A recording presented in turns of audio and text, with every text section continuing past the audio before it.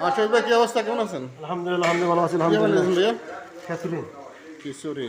আসলে আমরা খাবারটা বেশিরভাগই বাইরে খাই, তো আজকে সময় হাতের ভিতরে অনেক সময় ছিল।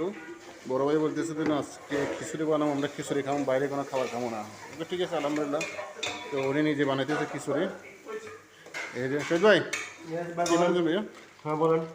কী কী দিয়েছেন এখানে? এখানে তো মশলা দিচ্ছি আপনার পেস্ট, রসুন, আবার কাঁচামরিচ, আবার মশলা এলাচি, দারচিনি, লবঙ্গ, জিরা, অর্থাৎ হলুদ। যতগুলো মশলা লাগে সবগুলো দিয়েছেন? জি, এর সাথে আমরা আবার এখানে আলু দেওয়া হবে, টমেটো দেওয়া হবে, ডাল দেওয়া হবে, চাল দেওয়া হবে।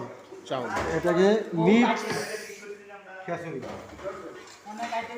আর আমাদের সাথে একজন আছে, আমাদের হেল্প করতেছে ছোট ভাই। রাবাদ, কেমন